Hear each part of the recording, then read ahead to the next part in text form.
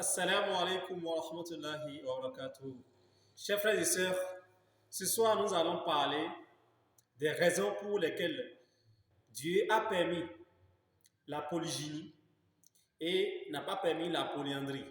Je m'explique. Vous savez, quand on parle de la polygamie, c'est soit la polygynie. La polygynie veut dire quoi? Polygamie, d'abord, définition de la polygamie. La polygamie, c'est le fait qu'un individu ait plusieurs partenaires. Vous comprenez? Donc, si tu as plusieurs conjoints en mariage, c'est ça qu'on appelle, tu as polygamie. Poly qui veut dire plusieurs et gamie qui veut dire partenaire. Vous comprenez? Maintenant, quand le mot polygamie, aujourd'hui, nous comprenons dans le sens que c'est l'homme qui a plusieurs femmes. Quand on parle de polygamie, c'est une situation dans laquelle l'homme a plusieurs femmes. Mais ce n'est pas seulement ça. Ça, là, c'est la polygynie, ça. Pour être plus strict, la polygynie, c'est le fait qu'un homme ait marié plusieurs femmes. Maintenant, c'est inclus dans la polygamie. Et la polyandrie, c'est le fait qu'une femme ait plusieurs maris. Donc, il y a ça aussi, il y a des gens comme ça dans la vie. Oui, ça t'étonne. Il ne faut pas que ça t'étonne. Il y a des femmes qui ont plusieurs maris dans la vie. Allez, fouillez encore dans le monde. Aujourd'hui, j'aimerais donner les raisons pour lesquelles Dieu a permis la polygynie, mais n'a pas permis la polyandrie. Aujourd'hui, donc, je vais être sur la polyandrie. Parce que quand on dit le Coran, la Bible, c'est les deux, les écrits saintes là. La Bible n'a pas interdit la polygamie. Ça dit surtout la polygynie. Si le Coran a permis la polygynie, la Bible aussi, nous voyons des cas de polygynie dans la Bible. Mais pourquoi Dieu n'a pas permis la polyandrie? C'est-à-dire pourquoi Dieu n'a pas permis aux femmes également d'avoir plusieurs maris? Parce que les féministes disent que c'est une injustice. Selon eux, femmes et hommes sont égaux. Mais pourquoi Dieu va permettre aux hommes d'avoir plusieurs femmes, mais les femmes, Dieu va les taquiner? Pour comprendre les raisons pour lesquelles Dieu n'a pas permis la polyandrie, j'aimerais nous donner une petite histoire. Qu'est-ce qui s'est passé au temps de l'imam Abu Hanifa? L'imam Abu Hanifa, un jour, a regroupé les femmes. Les femmes venaient chez lui, et elles posent des questions. Et elles ont posé la question. Dieu a permis dans le Coran que vous les hommes là, vous avez la permission, le droit et ce privilège-là de marier plusieurs femmes de votre choix. Mais pourquoi nous les femmes, Dieu ne nous a pas permis aussi, nous les femmes également, de marier plusieurs hommes? Et Imam Abu Hanifa a essayé d'expliquer, que bon, c'est pas. Imam Abu Hanifa, c'est un grand savant d'islam. Si on dit Imam Abu Hanifa, il faut aller lire sa bibliographie. Sa biographie, vous allez comprendre. C'est un grand savant de l'islam. Il a expliqué de long à large que Dieu n'a pas permis aux femmes d'avoir plusieurs maris à la fois parce que parce que c'est vous-même quand vous dites ça, ça vous choque, non? Naturellement, ça, quand on entend une femme qui a plusieurs maris à la fois, on tressaillit de surprise. Donc, il a expliqué que c'est un comportement animal, c'est les animaux qui couchent avec plusieurs femmes à la fois, bon, tout ça là, mais les femmes ne sont pas satisfaites. Il a essayé d'expliquer, mais elles ne sont pas satisfaites. Et la fille d'Imam Abu Hanifa, la fille qui s'appelle Hanifa elle-même là, parce que quand on dit Abu Hanifa, ce n'est pas son propre nom, ça veut dire le père de Hanifa. La fille Hanifa était présente. Sa fille a dit, bon, je vais essayer de répondre à la question de mes sœurs. Mais avant de répondre, il faut que mon papa me promette quelque chose. Et le papa dit, tu veux quoi? Il dit, si je réponds à leurs questions et elles sont satisfaites, à partir d'aujourd'hui là, tu vas changer de nom et tu vas accepter qu'on t'appelle par mon prénom. Parce que Imam Abu Hanifa ne s'appelait pas Abu Hanifa à la naissance. C'est Abu Hanifa, c'est un surnom. Son nom à la naissance, c'est Nouman bin Thabit. Donc, Nouman bin Thabit était son nom de naissance. Nouman ibn Thabit. Vous comprenez? Mais Ibn Zuta, d'autres vont compléter Ibn Zuta, Ibn Marzuban. Donc, c'est son nom complet ça. Nouman bin Thabit, Ibn Zuta, Ibn Marzuban. C'est le nom complet de Imam Abu Hanifa. Mais c'est à partir de l'incident là que Imam Abu Hanifa est devenu Abu Hanifa. C'est sa fille qui est Hanifa. Donc la fille a dit, je vais leur répondre, je vais répondre à mes sœurs. Mais tu vas promettre que si je leur donne la réponse et elles sont satisfaites, tu vas t'appeler désormais Abu Hanifa, c'est-à-dire le père de Hanifa. Imam Abu Hanifa a dit, d'accord, allez-y. Et sa fille a dit à certaines femmes-là, elle a choisi 4 femmes d'apporter des verres d'eau chacune avec son verre d'eau. Donc chacune apporte son verre d'eau. Et elle a dit d'amener un petit récipient. Et elle a dit à chacune de verser son verre d'eau dans le récipient. Écoutez bien. Et chaque femme, parmi les 4 femmes là qui ont apporté leur verre d'eau, elle verse, chacune d'elles verse son eau dans le récipient. Et elles ont fini de verser l'eau là dans le récipient, chacune. Maintenant, la fille a demandé aux 4 femmes là, ok, prenez le récipient là et enlevez le volume d'eau que vous avez versé, votre eau que vous avez apportée là, l'eau que vous avez apportée, vous avez versé dans le récipient là.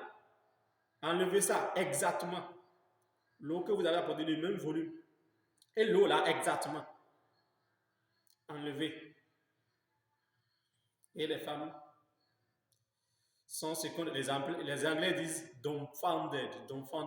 C'est-à-dire qu'elles sont restées stupéfaites. Elles ne peuvent plus rien faire.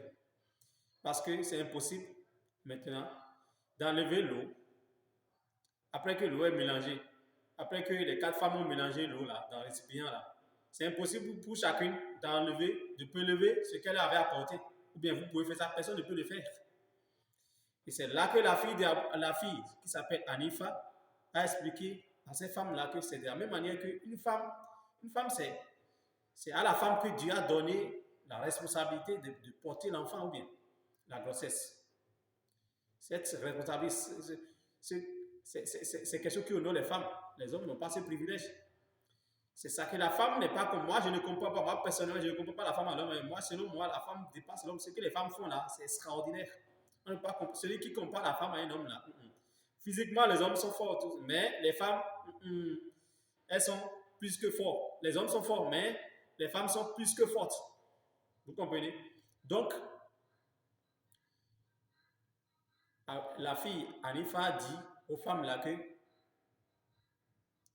vous voyez, vous êtes incapables de prélever l'eau que vous avez apportée, n'est-ce pas?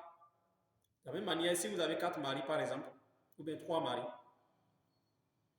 et vous avez eu le coït avec le premier mari le matin, le deuxième mari, pardon, lui vient à midi, dit, je vais faire. Tu t'es laissé faire, c'est son droit, c'est ton mari. Troisième mari est venu le soir, il a fait. Là, si tu tombes grosse là, l'enfant là, tu vas donner ça à qui? Donc c'est comme l'eau, chacun apporte son eau, et c'est déjà mélangé. Maintenant, toi, tu veux donner l'enfant à qui? Tu veux donner l'enfant à qui? Aujourd'hui, je sais qu'il y a des aboutis qui vont me parler de tests d'ADN. On va revenir dans une autre vidéo, vous comprenez, pour vous répondre. Mais en attendant, les vidéos qui vont suivre sur la polygamie dont nous parlons là, il faut vous abonner à ma chaîne pour pouvoir voir ces vidéos-là. Activez votre notification, aimez la vidéo, commentez, apportez votre point de vue aussi. Donc, c'est comme ça, les femmes ont compris que, en réalité, si on a permis aux femmes d'avoir plusieurs maris, c'est comme ça que ces femmes-là, on ne peut pas, si elles tombent grosses, elles ne peuvent pas dire, ah, c'est telle personne qui est le vrai père de mon enfant. C'est le problème qui se pose ça. Vous comprenez? À part le fait, il y a plusieurs raisons, mais à part le fait que à part ces raisons-là, il a ce vrai problème. Alors que chaque enfant, vous voyez, chaque enfant a ce droit. L'enfant fait quoi pour ne pas reconnaître son papa? Chaque enfant a le droit, a le droit de dire voici mon père, voici ma mère. Mais dans le cas de la polyandrie, c'est difficile de distinguer les pères de l'enfant que la mère aurait mis au monde. Mais si c'est la polygynie, c'est-à-dire le cas où l'homme a plusieurs femmes, l'homme peut enceinter 1000 femmes, hein. On sait que c'est lui le père de chaque enfant. Et la femme aussi sait que voici le père de mon enfant et moi je suis sa mère. Vous comprenez ça là? À part ça, il y a l'autre raison, le fait que si toi femme, tu dis tu es féministe, c'est toi qui défends les droits des femmes. Les femmes sont égaux aux hommes. Et donc, quand tu dis maintenant que les femmes aussi doivent avoir les mêmes droits que les hommes. Donc, le privilège qu'on a accordé aux hommes dans la religion. Tu ne réfléchis pas sur ça profondément. Et tu dis, tu ne te demandes pas pourquoi Dieu a dit telle chose. Il a accordé tel privilège. Mais toi, tu dis non. Toi, tu es plus sage que Dieu. Donc, tu veux que les femmes aussi aient plusieurs maris. Je vais te poser une question encore. Si tes 3 maris ou bien tes 4 maris, chacun de tes maris décide d'avoir, par exemple, 8 enfants. Chaque mari dit, bon, moi, dans ma vie, c'est 8 enfants que je veux. L'autre a dit, c'est 6 que je veux. L'autre a dit que c'est 4 que je veux. Maintenant, voilà que c'est toi, leur femme. Ou bien, toi, tu les as mariés les 4. Toi seul, là, tu peux leur faire le nombre d'enfants qu'il veut. Parce que l'un des objectifs du mariage, on ne se marie pas n'importe comment. On se marie aussi pour avoir des progénitures. Ou bien. Maintenant, tu tombes grosse. Tu fais un pour l'autre homme. Tu fais un pour les 4. Et l'autre a dit que c'est 8 que lui veut. Toi, tu es capable de faire 8 enfants pour un homme. Et maintenant, ajouter 6 enfants pour le deuxième mari. Ajouter 8 autres pour le troisième mari. A dit, bon, je veux aussi 8 ou bien je veux aussi 4. Toi, tu es capable de donner tous les enfants qu'un homme, que 3 hommes auraient besoin. Donc, ne changez pas la nature des choses. L'islam, bref, l'islam, la religion, je vais dire pas l'islam seulement. Je vais dire la religion de Dieu. Parce que si vous allez dans la Bible aussi, la polygamie n'est pas interdite. La polygamie n'est pas interdite dans la Bible. Oui. On va y revenir, Abonnez-vous seulement à la chaîne. Vous allez comprendre après. Je vais vous expliquer pourquoi la polygynie est permise aussi dans la Bible. C'est bien dans la Bible, il y a des versets bibliques qui permettent la polygynie, qui légalisent la polygynie, qui légifèrent la polygynie. Ce n'est pas seulement le Coran. Pour la Bible même, là, c'est pire parce que la Bible n'a pas mis une limite. Au moins dans le Coran, on a dit de s'arrêter à 4. La Bible, là, ça n'a pas de limite. Dans le mariage des femmes, là, tu peux marier le nombre de femmes que tu veux, selon la Bible. Bon, je vais y revenir. Mais j'aimerais faire le résumé de ce que nous avons appris aujourd'hui. Il faut comprendre que l'islam, quand Dieu permet dans le Coran aux hommes d'avoir jusqu'à 4 femmes, c'est pour résoudre certains problèmes. C'est pour résoudre des problèmes. Nous ne voulons pas créer de problèmes. Nous ne voulons pas de surplus de problèmes. Mais si vous amenez maintenant, aujourd'hui, vous agissez la polyandrie avant d'accorder ce droit, ce privilège aux hommes là, vous voulez ajouter problème au problème. Vous allez comprendre ça. Je vais vous expliquer dans une autre vidéo. Donc, l'islam ne parle pas d'égalité de hommes et femmes. Homme, c'est homme. Femme, c'est femme. Nous sommes égaux au niveau des droits. Oui, nous sommes égaux. Droit dans le pays. Oui, si dans un pays, oui, la femme a le même droit que l'homme, tout ça là. Mais il y a des situations où c'est l'homme qu'on veut. Il y a des situations où c'est la femme, on distingue l'homme de la femme. Ça, c'est clair. Il y a des situations où l'homme se distingue de la femme et la femme se distingue de l'homme. Exemple, à la maternité, là, aucun homme ne peut dire, moi, je peux accoucher, je vais tomber grosse. Quelle que soit ta capacité, tu ne peux pas, mon frère, tu ne peux pas. C'est de la même manière, aucune femme ne peut dire, je vais aller maintenant enceinter. J'ai la capacité, j'ai le pouvoir maintenant. Donc, chacun, Dieu nous a créés avec notre charpente physique là.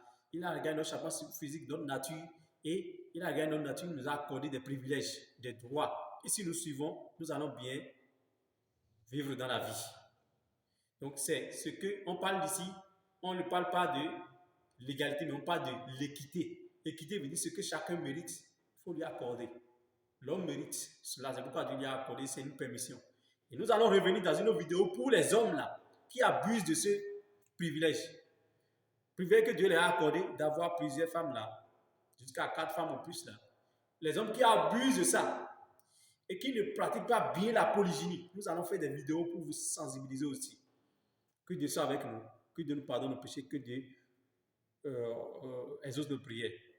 Chers frères et sœurs, n'oubliez pas de vous abonner à la chaîne YouTube, activez la notification pour les prochaines vidéos et soyez bénis. Que Dieu nous bénisse. Wassalamu alaikum wa rahmatullahi wa barakatuh.